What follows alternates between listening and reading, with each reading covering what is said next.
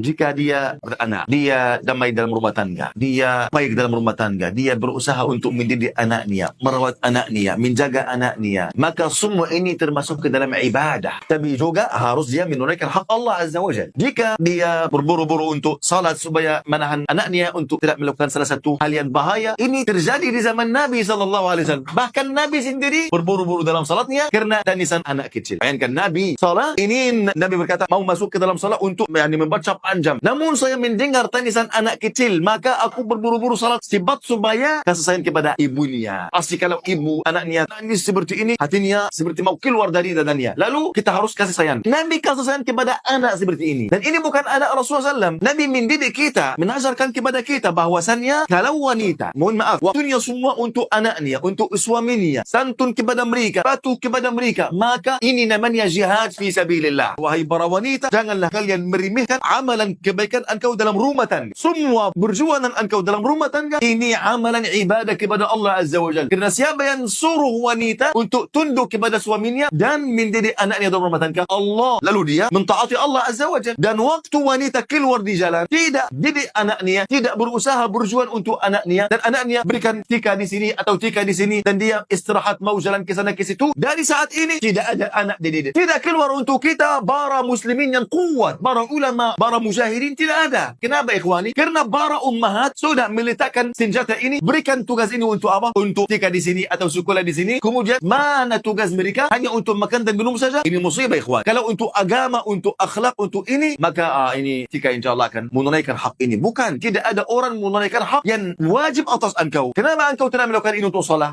Para muslimin salah, ana sudah cukup insyaAllah. Tidak perlu aku salah. Tidak. Ini wajib atas setiap muslim dan muslimah. Wajib atas setiap muslimah di dalam rumah tangga, dia mendidik anaknya, dia tunduk kepada suaminya, dia menunaikan hak Allah Azza wa Jalla dan hak anaknya dan hak suaminya. Dan ini seluruhnya jihad fi sabilillah. Orang barat berusaha terus untuk wanita-wanita muslimah keluar dari rumah tangga. Untuk wanita muslimah, kebalannya akan sama seperti kebala laki-laki suaminya. Kenapa? Mereka ingin menghancurkan rumah para muslimin. Mereka tahu bundasi umat Islam mulai dari rumah tangga. Mereka tahu ini rahasia kekuatan umat Islam karena ada suami dan istri dan ada anak, dan mereka semuanya bertugas kuat untuk mereka. Tetapi mereka ingin menghancurkan itu dengan apa? Ada aturan, harus aturan ini dijalankan, yaitu wanita harus keluar, harus wanita ada hak untuk wanita untuk berjuang di sana, di situ. Subhanallah, hak wanita ini seperti mutiara. Mutiara ini, apakah engkau melihat mutiara ini di jalan biasa? Tidak. Mutiara ini selalu berada di dalam tempat yang paling kuat, yang paling baik, tutup selalu. Kalau di dalam laut, mutiara ini di mana? Kerang yang kuat. Kenapa kerang ini tidak terbuka selalu?